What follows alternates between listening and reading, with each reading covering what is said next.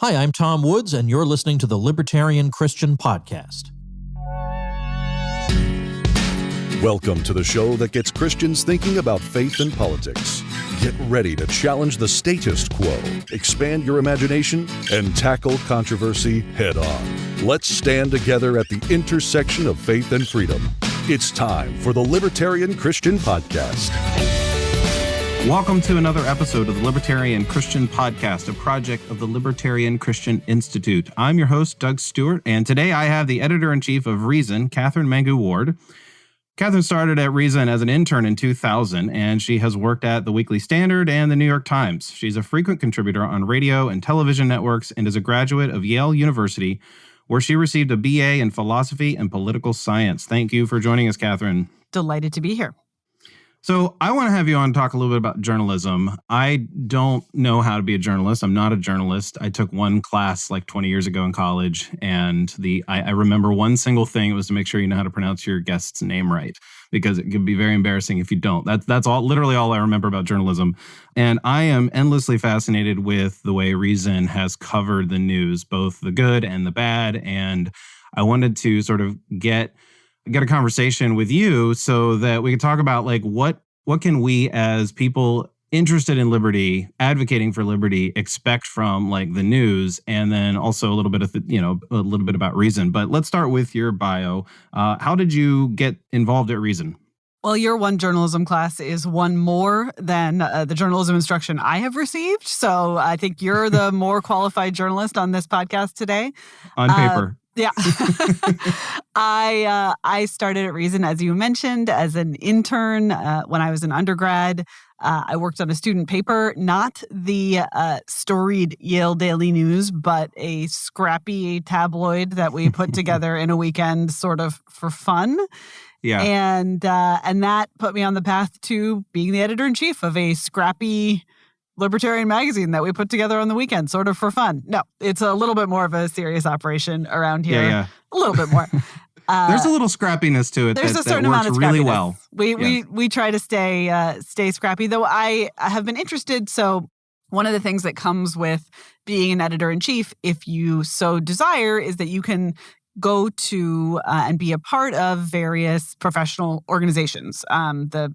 The biggest event of the year from my perspective is the judging for the National Magazine Awards, the Ellys. And one thing that I'm really struck by when I go to these events now is that Reason is not as scrappy as we think of ourselves being. That we are actually, our journalism staff is about 35. And that's pretty big these days for a magazine.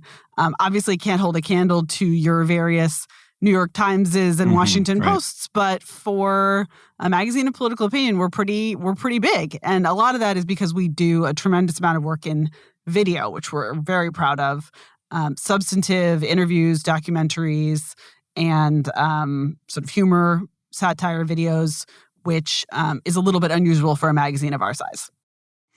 Yeah, well, you have something for everybody, whether they may not be a magazine reader or subscriber. Right. Well, you can definitely consume us in your Twitter feed, on Reason.com, in your Facebooks, in your YouTubes, in your podcasts. We are everywhere you want to be. And in all those places, our goal is to kind of talk about and think about the world through the lens of free minds and free markets, which has been our motto for more than 50 years. And our worldview is libertarian, but we hope that we are talking to people beyond just those who identify as libertarians. We're always looking to reach out to and talk to people who maybe agree with us on some issues and not others. As a libertarian yourself, you know that you got to make your friends where you can find them. And so we try to produce content that doesn't assume if you are there for the criminal justice reform, you also want to, end the Fed and legalize heroin. Right. Like we can meet people where they are and hopefully make content that appeals to them. Yeah. What got you into being a journalist? Like why your interest in this sort of field? Absolutely by accident. There are some people, even some people on Reason's staff who are born and bred journalists, people who just have this instinct to tell a story in writing, want to kind of reach people's hearts and minds that way. For me, it was sort of a way to get to talk to interesting people, think about interesting things, and then turn that into something that people would pay me for. And and I think that in a lot of ways, my advice to younger journalists is always not to go to journalism school, not to focus on journalism exclusively up front, but to learn something at school, use your school years to accumulate mental frameworks, information, timelines, and then take that with you into journalism where it's much better to learn by doing. And that was certainly my experience. I mean, I had a bunch of internships in addition to the Reason internship and worked on my school paper, as I said, but it really was, the amount that I learned in the first 3 months on the job at the Weekly Standard after I graduated is more than I could have picked up at journalism school, I'm quite sure. Yeah. Well, it's been sort of my experience that the things that you love to do and you keep coming back to and you involve yourself in our world today, it's a lot easier to sort of go into that field because you want to, not because it's some skill you develop. Yeah. And I just also, like on paper. I also think, the thing about journalism school is that they are by and large looking to train up a certain type of journalist. And that is the kind of the New York Times journalist, right? Like that's the, if you're graduating from Columbia Journalism School, for a lot of people, that's the end game. Not everyone. And they do have multimedia and all kinds of other programs there. But the idea of doing what I do, what we do at Reason, which is journalism that is reported and fair and fact-based and outward-looking, but still written with a point of view, with a bias toward libertarianism, with a bias toward stories about how government is bad for human flourishing, with a bias toward stories about how human freedom leads to good ends. And that project, that way of doing journalism, doesn't necessarily sit easily with what you would learn at a journalism school or in a journalism program at a traditional liberal arts school. And I think even people who might start out with that kind of an idea get talked out of it. And that's not always the best outcome for them. Yeah. I like, covering the issues of human flourishing are, of course, important to my organization because we want to see people understand the world around them and what's happening. I mean, you're probably well aware that people think the world's getting worse and it's really not. It's getting way better. So, there's that aspect of things. I have a slight aside question I want to ask. And you worked at the Weekly Standard and my mental picture is you and Bill Kristol in the same office. And what was that like? It was awesome. Your mental picture is probably accurate. Again, not a huge office. I was a not terribly savvy 21-year-old when I started at that job. And didn't really occur to me to go in soft with the libertarianism. Right? Like I had read the Weekly Standard and I had been raised up. My college experience was very much in the fusionist tradition. The idea that libertarians and conservatives are natural allies, that they are more likely than not in 20th century and 21st century American politics to work together. I think that idea is now breaking down, to be honest, and maybe had already broken down substantially before I graduated, but I didn't know that. So I rolled into Washington, D.C., rolled into the front door of the Weekly Standard, which was at the time, this was 2002. So this was really peak neocon in the sense that we came to understand it in the run-up to and wake of the Iraq War. Very interventionist, paired with a lot of caution about biotech and social change, a lot of kind of Robert Putnam, no bowling alone, civil society stuff. But still the remnants of Republicans who said small government is good and drown it in a bathtub, and Newt Gingrich was still sort of lurking somewhere in the periphery and all that. And so I just showed up and said, hi, good morning, I'm a libertarian. And to the absolute credit of Bill Kristol and also Fred Barnes, as well as many others there, they took it in stride. They said, great, you can go interview this new guy from Wisconsin. His name's Paul Ryan. I hear he likes Ayn Rand. And also they made me the fact checker, which, having a lightly hostile fact checker is actually your best case scenario. So full credit to Bill Kristol, who had a tremendous sense of humor about the places where we disagreed and who I have always hugely respected. I was very, very sorry to see the Weekly Standard die. Oh, okay. That's a fascinating story. Yeah, that's a little off topic to what we're talking about, but I think it's important to emphasize that, we have these, like, we can demonize certain organizations, and yet we realize there are people that are genuinely human behind them. Yeah, that's right. And I think, this is something that can be done badly in Washington, right? I mean, you do hear the stories that are true of sort of smoke-filled rooms where people who ostensibly have really substantial disagreements get together and just kind of make trades that are bad for the American people. I mean, crony capitalism, that kind of thing. Mm-hmm. But I think the good version of it is a version where people who disagree are able to talk to each other and kind of bracket those disagreements and still talk productively about the places where they do have common ground. I mean, here I am on a Christian podcast and certainly not a Christian myself, so I'm trying to walk that walk. Yeah.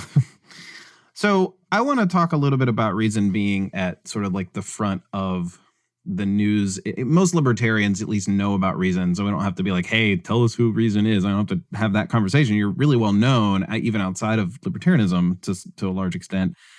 When I see an article or read a post or I get the magazine in my mailbox, every month, I read stories of both hope and movement toward more freedom. And then I also see the stories that are like shocking and disheartening and like angering. And I'm just like, how could this be? Why on earth are people doing this? I see both sides. And in your shoes, you're probably thinking about what summer looks like for reason, right? And we're recording this the beginning of March. And I've just always I want to know how do you strategize? How do you know what to pursue? Because there's so much out there, and there's current events, and then there's also the culture stuff that isn't necessarily like, oh, here's what's happening this week. How do you balance all that? I mean, we do actually think of it as a balancing act. We think of it as, there are people who come to us for a bunch of different types of content, and we want to serve those different audiences. I am not one of these old school magazine journalists who hates the word content, as you've probably noticed, by the way. Some people are like, for the days when people wrote essays and didn't think of everything as grist for the mill. It all is grist for the mill, but that's okay. We're producing, hopefully, high quality stuff that people want to consume. So we try to think about both staying on top of the news cycle. So that means having reporters who are explicitly charged with covering each of the candidates in the Democratic field, for instance. We give everybody a beat that pertains to the election, but we also have all those same writers covering something that's more substantial, that's going to be a beat that's less affected by the day-to-day sort of 24-hour cable news tides. And so what that means is that, for instance, we might have someone like Jacob Sullum, who is both a deep expert on drugs and drug policy, who also is our Michael Bloomberg beat reporter. And that's one way of keeping our individual journalists both plugged in and also not frustrated by constantly chasing the news cycle, but also kind of winds up with the product overall being something that you can engage with on whatever level you're most preoccupied by. Video, of course, is harder to produce. You can't turn around a video on a dime and have it be a high-quality video. So those are often things that we look for that have a little bit of a longer tail. Here's the whole story of Bernie Sanders' engagement with the Soviet Union. Here's a total start-to-finish narrative about someone who's battling with California zoning and housing bureaucrats, that kind of thing, where we're looking, there to interact with people who like storytelling, that kind of thing. We do try really hard to always have investigative stories going for the long term as well that don't touch politics at all. So this is often the work of someone like CJ Ciaramella or Eric Boehm, who are some of our in-house reporters who just file 1,000 Freedom of Information Act requests and wait to see what comes back. And we get some of our best stuff from those. When I'll post articles from Reason, and sometimes the flack I get from like my friends on the right or the left would be something like, well, they're a libertarian magazine. You can't, we need something more objective for us to believe that what they're reporting on is true. I'm guessing you've sort of heard that as well, that like, oh, well, because you have a bias, you can't you can't possibly be objective. So how do you handle those objections? Yeah, I mean, I think to some extent, that's going to be a hard line for some people, that there really are people who see the news as something that can be provided from a kind of omniscient third-person perspective. I personally am deeply skeptical about that. I believe that there are things that are true and things that are false. And there are things that can be found out through reporting and research that should be shared with the public.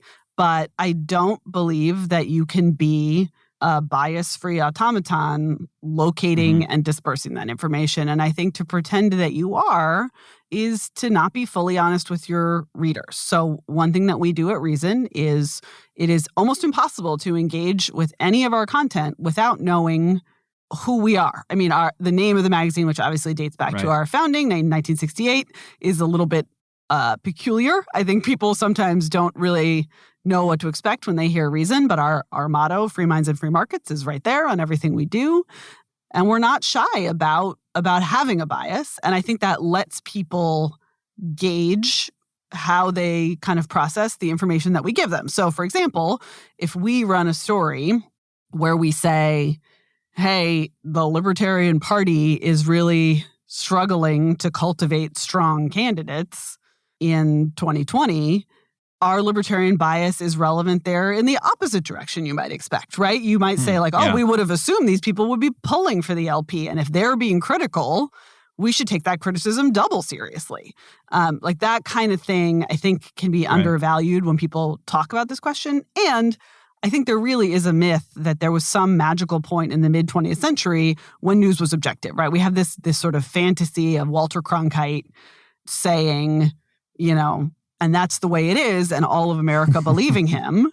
But if you look back at that era, that wasn't the way it was. I mean, what we now call the mainstream media, what was then just the media, missed huge stories and misreported huge stories and covered for politicians because they were friends and were part of the vested interest and the ruling class. And there are a bunch of ways, without even getting too social justice-y, where you can say those guys weren't telling the whole story. And to pretend that they were, or that we could somehow go back to that and that would be better, really misses the point. Well, I mean, that also sort of, in my mind, leads to the unique libertarian advantage is that, the one way to put it is as a libertarian, we get to enjoy watching the scandals on both sides of the aisle. The other is that, something similar to what you mentioned earlier about fact checking, if you're mildly disagreeing with somebody, the libertarian perspective is that there's a lot to watch out for in politics, and we're going to keep our eye out. Yeah, that's right. That basically trust no one, first of all, is part of where we are. The other thing that I think we do in general is we go looking for stories where other people might not look. And that means, for instance, like our work on Kamala Harris's candidacy was very focused right from the beginning on her record as a prosecutor, because we looked at this person who was saying, I've always been a progressive. I've always, looked out for the least well off. I've always done my part to help the downtrodden. And you say, you know what, that doesn't sound super compatible to me with what I understand about the record of California prosecutors during the period that she was doing that job. Let's go look. And later in the campaign, a lot of people were looking there and examining that record. And Tulsi Gabbard even wound up kind of taking Harris to task on the debate stage for some of that record.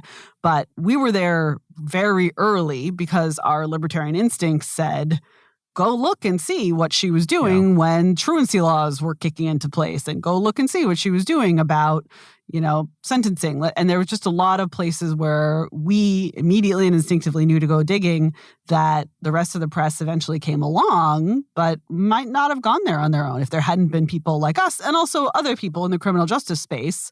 Many of the relevant groups are, liberal advocacy groups who were pointing to concerns in that area. How do you think your role, Reason more specifically, your role in the libertarian movement is promoting human flourishing?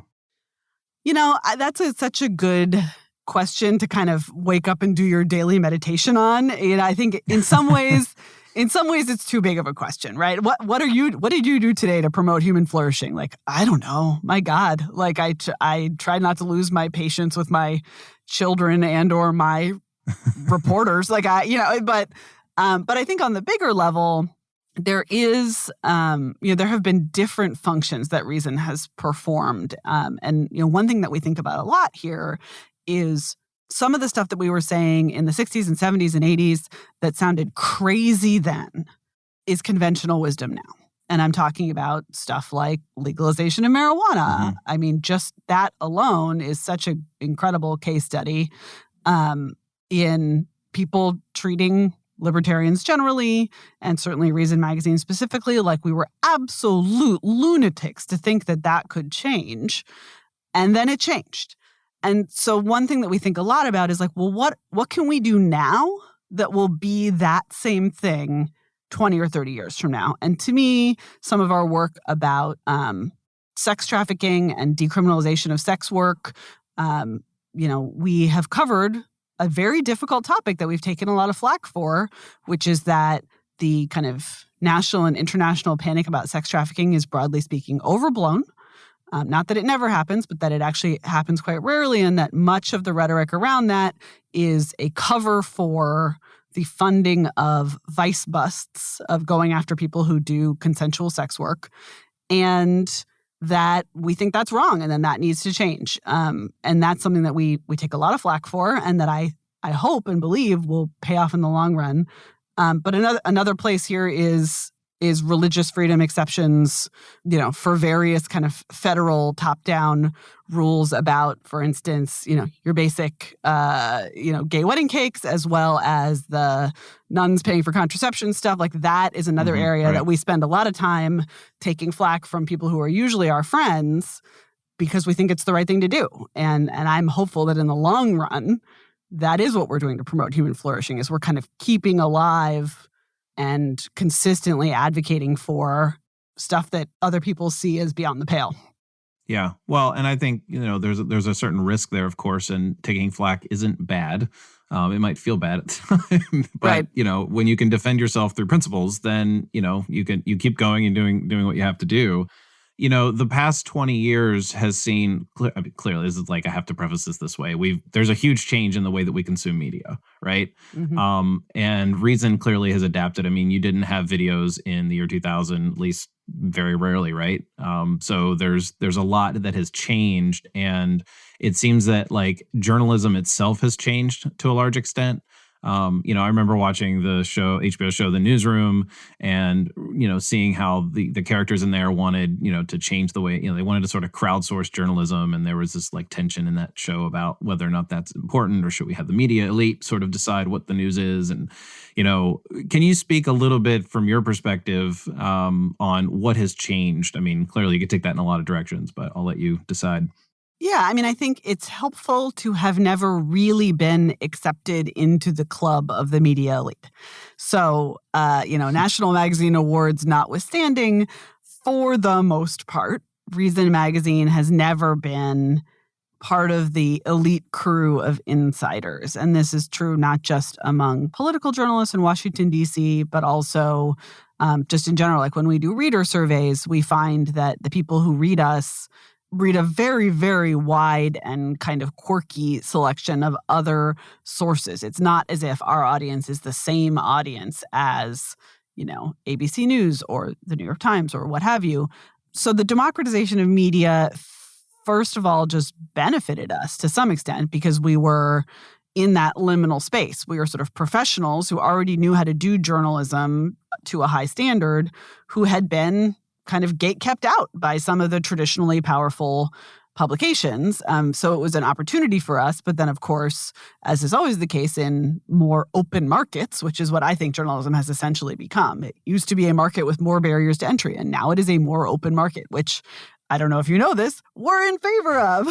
So, but of course, coming up right behind us is some guy with a Twitter account. And I think it's so easy to dismiss some guy with a Twitter account. But the fact is, particularly in countries that don't have well-developed, free and open press, some guy with a Twitter account can genuinely be moving information in a way that can make a huge difference for a political outcome or for a social outcome. So I generally think it's good. I generally feel like Reason has, done a pretty decent job of rolling with the punches of new media. It helps that we are structured as a nonprofit and that we can therefore make space in our daily decision-making for doing something not because it's going to get the clicks or not because it's going to get the advertisers, but because it's really important to our mission.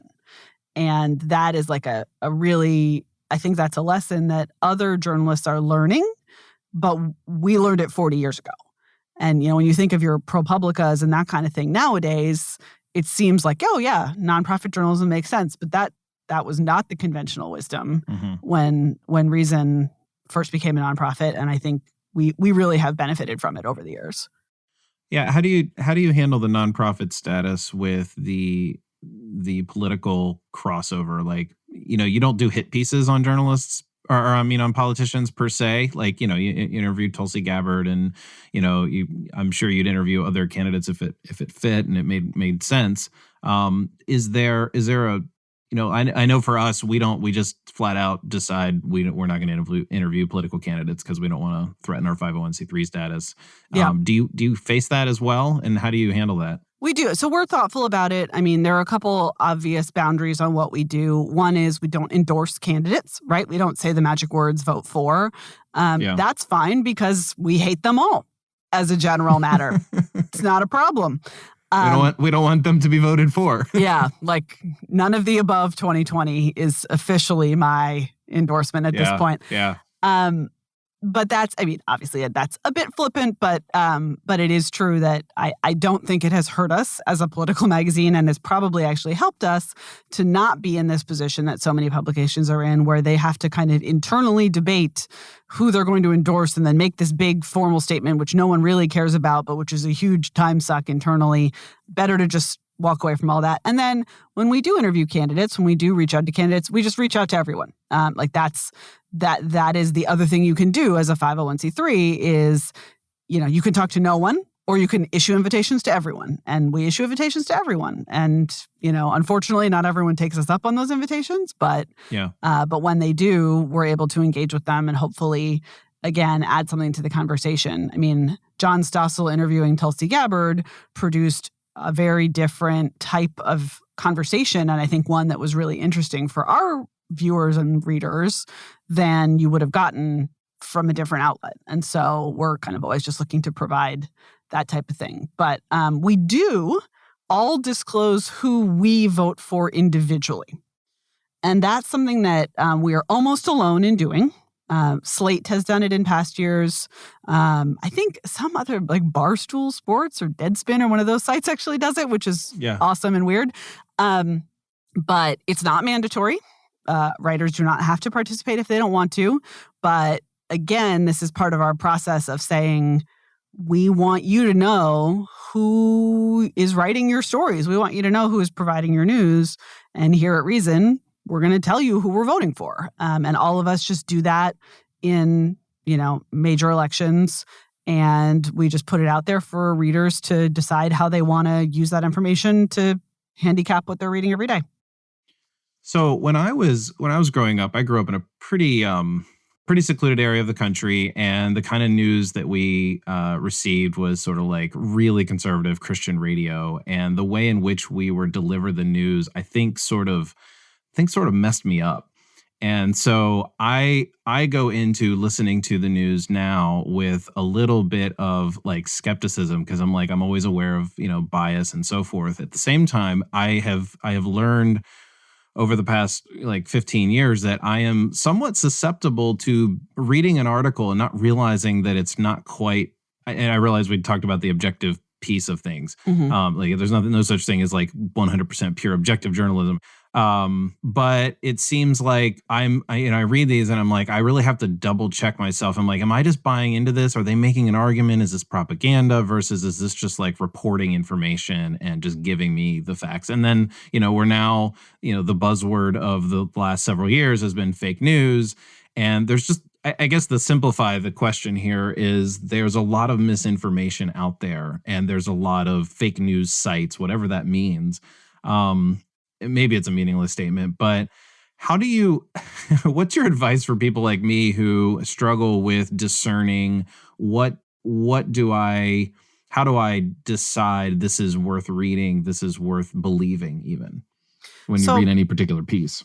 I think there are a couple ways you can tell. One, which, maybe this is a little bit too basic, but one is to look and see if the piece links out to original sources or extensively cites original sources. To me, like that is one thing that if I encounter a site that I don't know well, and I go, I sort of find a claim in an article to seem like to be an outlier or to be sort of strikingly weird, the first thing I'm going to do is look and see, well, did this journalist give me the breadcrumbs to check the fact myself, to check what they're claiming myself? And any responsible journalist, especially someone who's doing original reporting, should make available the documents and tools that they use to come to that conclusion. Now, of course, there are exceptions. Sometimes you get something confidentially, but in that case, it should still be clear in the article. This information is from documents obtained in such and such a way, secretly, whatever. So I think first, just like sourcing, link to the bill, a link to the quote, a link to the legal documents or the court case or whatever it is a huge part of it. And then the other thing that I look for when I'm looking at an unfamiliar news source is it actually is pretty easy to see reputationally. Like there are a bunch of third-party tools that you can put in your browser that let you look at the kind of reliability and trustworthiness of a site. So I don't even have a particular one that I strongly recommend. There are many out there. Those tools themselves have biases, of course. So there is a little bit of like turtles all the way down. But but I think you can, if you want to kind of automate that process, download browser extensions that will just give you a little green check mark, yellow check mark, red check mark on different sites, which I find valuable. I mean, I am always looking for ways to have robots solve my problems, and and this is one way in which robots can solve my problems. Now, there are people who are worried about that, right? There are people who say, well, I don't want Jack from Twitter or Mark Zuckerberg or, the Google algorithm to make these judgments for me about what's trustworthy and what isn't. Right. I'm sympathetic to that, but I frankly think if I'm choosing between just trusting whoever has the fanciest job title at the New York Times versus the Google algorithm as shaped by my browsing habits, I'll take the latter. I mean, robots aren't perfect, but neither are humans. Yeah. Well, there's the conspiracy side that's like, oh, well, there's a conspiracy so that you will read with the browser, the fact checking browser plugins that are like, oh, well, that's like part of the denial of using them. It's like, well, because they're going to just sort of be biased, everything's biased, you have to read it from this source or it's not trustworthy. That becomes, highly skeptical in my world too. Mm-hmm. Yeah, I think that's right. And people are right to be skeptical. You should approach news sources with skepticism, but I do think what you were referencing earlier is true, that discovering that a news source has a point of view is not the same thing as discovering that it's not trustworthy. And I think that's a confusion that is persistent and weirdly robust in the American psyche, and that it is worth interrogating that and breaking it down, that you can get good, trustworthy, valuable information from a source that is also mission-driven, that also has an agenda. Yeah. Well, I think, we've already talked about this, but I think the agenda sort of being up front can be a benefit because then you're not hiding something behind what you're trying to do. And people mistrust you if it turns out that they didn't realize this instead of being right up front. And that's something I certainly appreciate about Reason. Do you think we're living in an age of fake news, or is that kind of an overblown idea, or like, what are your thoughts there? I think we've always been living in an age of fake news. I am very much, as you alluded to earlier, I'm very much of the view that things, broadly speaking, are getting better and better. I know that it can be a struggle to hold on to that notion, this week, for instance, when it seems like politics is sort of a nightmare and maybe there's a pandemic and also the weather is weird. I mean, I get it. It is very, very hard and ultimately very unsatisfying to say, statistically speaking, your current fears will probably not be realized, right? Like that's a tough conversation to have. But I think the fake news thing is kind of like that. Reason back in the very early days of our video project, about 10 years ago now, put out a video that was a parody campaign ad and it was a Thomas Jefferson campaign ad and a John Adams campaign ad, and using their own words, contemporaneous from the time, but doing it in the style of a modern television campaign ad. And it was like, absolutely scorchingly cruel and false. And, I won't do it justice to quote it, but it's, the accusations of treason and infidelity and just, truly cruel words. Once you've seen that, it's very, very hard to say politics right now is worse than it's ever been, or political rhetoric is worse than it's ever been. It's hard to say there's more false information floating around than there's ever been.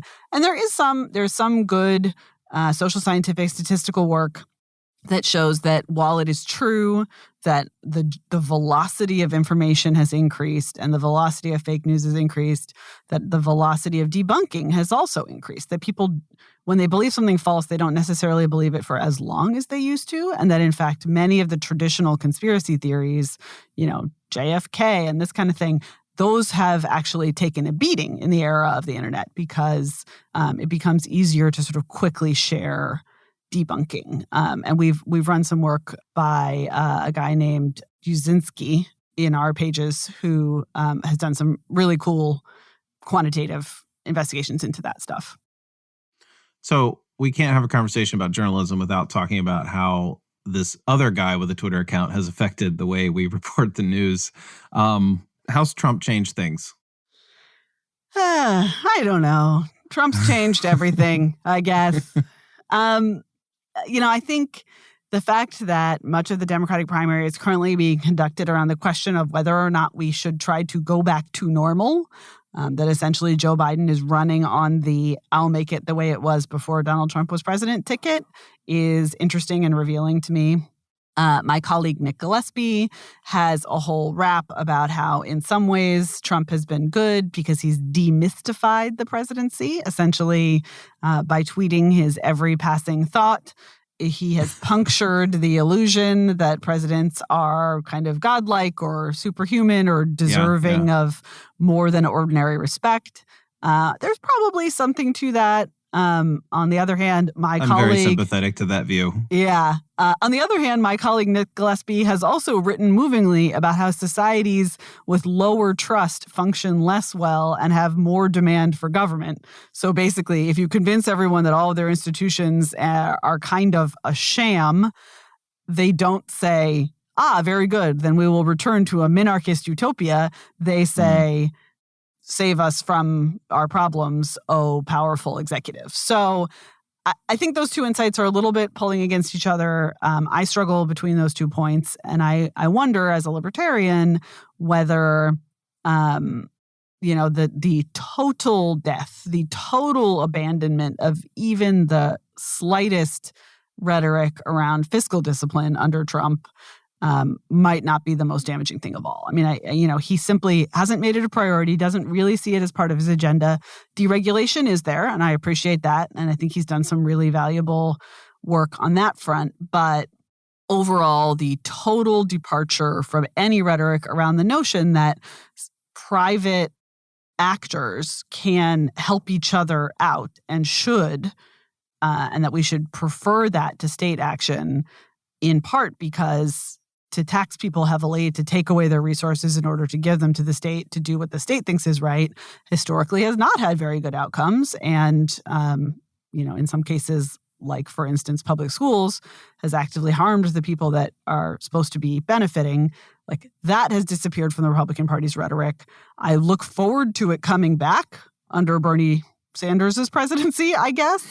But, that is a thing that it was a long-term trend. I do not blame Trump for that alone, but he certainly does seem to have dealt the death blow, and that's a real loss to me. One of the arguments in favor of Trump by people who were like comparing him to Hillary and worried about the way in which she would conduct affairs as president is that, well, the media really doesn't like Trump and therefore he won't get away with as much. And so there's this sort of like, there's a media question in there. It's like, well, can the media really do that? Like, are they really going to be that hawkish on him? And I mean, clearly they've been very anti-Trump in a lot of ways, the mainstream media. Did you give any stock to that sort of theory that like it's probably better? It's very similar to Gillespie's, thesis there that we just talked about. It's like, well, Trump's going to, open, we're going to see more of this. And so therefore he won't get away with as much, even though he's probably equally as bad. Yeah, I think that while that theoretically has some value as an argument, in fact, the sheer volume of malfeasance coming out of the Trump administration has like overwhelmed that theory, right? Like if everyone was doing 10 bad things, if each president was going to do 10 bad things, I agree that the press was probably more likely to ferret out 9 of Trump's as opposed to only 6 of Obama's. That's true. But my sense of the executive overreach as well as the disregard for, some of the kind of formalisms of the bureaucracy, at some point it's so many. I mean, I know I have scandal exhaustion. When we do story meetings, we often say, listen, in any other administration, this would be a 3-day story, but we don't have time. And I'm thinking here of stuff like the cabinet official spending scandals, right, which have mostly abated at this point. Not, I think, because cabinet officials are no longer buying $30,000 conference tables, but because we just don't have time to talk about it. I think the same is true with foreign policy. A particular gaffe or overly bold statement or overly aggressive posturing that would have gotten a week's worth of scrutiny and analysis now passes in the blink of an eye because there's something else to move along to. Yeah. So it's a little hard for me to judge that. I do think the press went way too easy on Obama and on his predecessors as well for doing a lot of things that as a libertarian I found genuinely horrifying, including his use of unmanned drones, including record levels of border enforcement and, several other things that under a Republican administration definitely would have gotten more scrutiny and would have deserved it. Yeah. So I have just a couple more questions here just to wrap up. What is your most rewarding part of being editor-in-chief? That's a good question. I don't know if this is, I'll say this one just because it comes to mind. There's nothing that I love more than encountering readers who have been reading Reason longer than I have been alive. And there really are quite a lot of these guys. And you run into them at, Freedom Fest in Las Vegas, where we typically have a presence, at other types of conferences. You'll be at the Reason table or I'll speak, and then people come up to me afterward and say, I subscribed to Reason in 1973. I subscribed to Reason. And it's wow. It's great. It's like such a gratifying thing to know that we've been a part of these people's lives for so long, and that now I'm a part of that. Like that to me is just like a really cool, because libertarians don't have a deep history. I mean, on one level we do, right? You could say, listen, we are going back to the Enlightenment. At least we are part of a proud tradition of classical liberalism. We are Adam Smith. We are Friedrich Hayek. Of course, that is a narrative that I basically buy into and believe to be true. But on the other hand, the word libertarian is not very old. American libertarianism, certainly the Libertarian Party, was founded after the founding of Reason magazine. We don't have a lot of history necessarily to draw on. And so I always find it very heartening to run into these people who were kind of there from the beginning with Reason, who are still engaged with the magazine, who still like to read it, and who often have very pointed criticisms about some specific article they just read, which I love. Yeah, no, that's good kind of feedback. That's good. Am I right that I've heard in some of your Reason Roundtable episodes that you have a fascination with rockets? That is correct. I am a big I would love space to know more nerd. about that. Yeah, I mean, I think this is it's part and parcel of the kind of general optimism that I have, and also, I do think of myself as being very American, being a very American libertarian. And I think one of the things that makes America great, to coin a phrase, was the sort of the frontier. The sense of a frontier, having a frontier, I think is so, so valuable for encouraging the kind of innovation and creativity and rule breaking that moves society forward. And also that provides refuge to people who are not welcome in society as it is currently constituted. And so my interest in space, not to sound like a lunatic, because this does sound crazy to a lot of people, is fundamentally an interest in space as a frontier. I think it would be very fun to go to space as tourism, and I think that's what's going to happen first.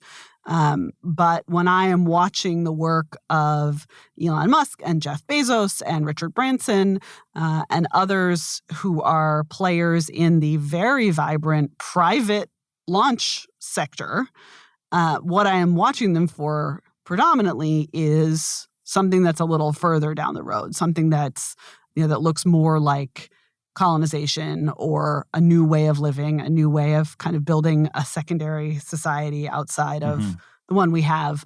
And the fact that there is a private launch industry, by the way, is another example of something that Reason has been writing about for decades that sounded crazy. Only NASA can do space. Only the Apollo program gets us to the moon. There was this very, if we can put a man on the moon, then we can cure cancer. Like this space as a metaphor for government is such a longstanding association. And the fact that actually all it took was like a couple highly motivated billionaires and we're back. The United States is back in the space game, not because of something that a government agency did. Yeah. Well, so that I do have to follow up with, if you were defunding the entire federal government, would NASA be the last item on the list then? Oh, no. NASA's first. Are you kidding me? Okay. You're like really, yeah, okay. Yeah, no, I mean, like, this is actually, of course, a conversation we have all the time is, people say, well, you're a libertarian, so you would defund thing X. There's often a conversation about, well, what would my priorities be? And, NASA is about 1%, a little bit less, I think, of the federal budget. So I'm not in a rush to axe NASA first. Right. But the fact is, even though Elon Musk has, even though SpaceX has NASA contracts, and even though NASA does continue to be a major player in space, I do not at all feel like in the absence of NASA, there would be no space exploration, just as I don't feel in the absence of most large government programs that those sectors would be abandoned. All right. Well, it's your answer about the frontier is fascinating, and I think we'll leave the interview at that. Katherine, thanks for joining us for the podcast. It was my pleasure. Thank you for having me on. Thank you for listening to another episode of the Libertarian Christian Podcast. If you liked today's episode, we encourage you to rate us on Apple Podcasts to help expand our audience. If you want to reach out to us, email us at podcast@libertarianchristians.com. You can also reach us at LCI Official on Twitter. And of course, we are on Facebook and have an active group you are welcome to join. Thanks for listening, and we'll see you next time. The Libertarian Christian Podcast is a project of the Libertarian Christian Institute, a registered 501c3 nonprofit. If you'd like to find out more about LCI, visit us on the web at libertarianchristians.com. The voiceovers are by Matt Bellis and Katherine Williams. As of episode 115, our audio production is provided by Podsworth Media. Check them out at podsworth.com.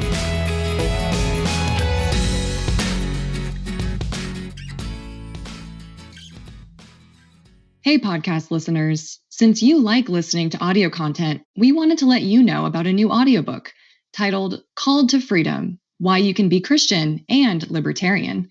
It's read by me, Jacqueline Isaacs, one of the contributing authors of the book, and every download helps to support the Libertarian Christian Institute. To learn more and to download the audiobook today, go to calltofreedombook.com.